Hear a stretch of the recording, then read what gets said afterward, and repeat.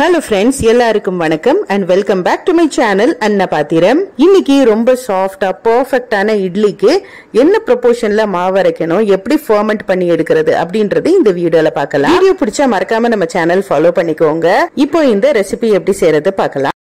முதல்ல ஒரு பாத்திரத்துல 3 கப் அளவுக்கு இட்லி அரிசி எடுத்துக்கலாம். நம்ம எந்த கப்ல இட்லி அரிசி எடுத்திருக்கோமோ அதே கப்ல 1 கப் அளவுக்கு உளுந்து சேர்த்துக்கலாம்.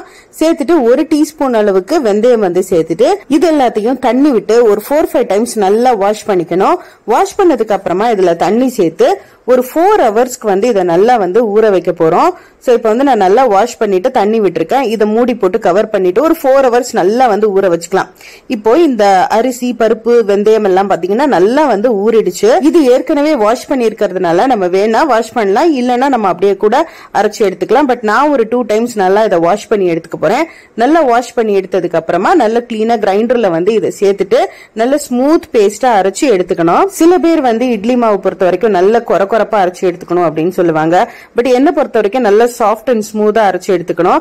அப்பதான் இட்லி நல்ல ரைட் கன்சிஸ்டன்சிக்கு வரும். அதுக்கப்புறமா பாத்தீங்கன்னா இந்த உப்பு சேர்க்கிறது, சில பேர் அரைச்சதுக்கு அப்புறமா உப்பு சேர்த்து நல்லா மிக்ஸ் பண்ணி வைப்பாங்க. நான் அரைக்கும் போதே உப்பு சேர்த்துட்டு நல்லா அரைச்சிருவேன். இப்ப பாத்தீங்கன்னா நல்லா சாஃப்ட் ஸ்மூத் பேஸ்டா ஆயிடுச்சு.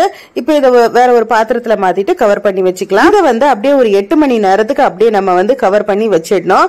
சோ அப்பதான் பாத்தீங்கன்னா இந்த மாவு நல்லா ஃபெர்மெண்ட் ஆகும். இது நல்லா புளிச்சு நல்லா ரைஸ் ஆகி வரும். இப்ப எனக்கு மாவு நல்லா பெர்ஃபெக்ட்டா வந்துருச்சு. சோ இதை நான் இந்த மாதிரி இட்லி பாத்திரத்துல இட்லி ஊத்தி எடுத்துக்க போறேன். இது பாருங்க எவ்வளவு சாஃப்டா வருதுன்னு பாருங்க. இப்ப இது உங்களுக்கு பார்க்கும் போதே தெரியும். இட்லி பாத்தீங்கன்னா நல்லா சாஃப்டா நல்லா எழும்பி சூப்பரா வந்திருக்கு. இது கிரைண்டர்ல தான் அரைக்கணும்னு இல்ல. இதே நீங்க இன்கேஸ் மிக்சியில நீங்க அரைக்கிறீங்க அப்படின்னாலும் உங்களுக்கு இதே கன்சிஸ்டன்சில சூப்பர் சாஃப்டா உங்களுக்கு இட்லி கிடைக்கும். இப்ப ரொம்ப ரொம்ப பெர்ஃபெக்ட்டான இட்லி ரெடி ஆயிடுச்சு.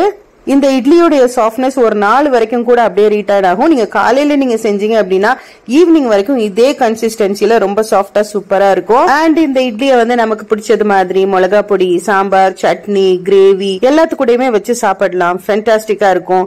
இந்த வீடியோ உங்களுக்கு பிடிச்சிருக்கும்னு நினைக்கிறேன். நீங்களும் இதே மாதிரி ட்ரை பண்ணுங்க. வீடியோ இன்ட்ரெஸ்டிங்கா இருந்ததுன்னா லைக் பண்ணி சப்ஸ்கிரைப் பண்ணுங்க. இன்னொரு வீடியோல பார்க்கலாம்.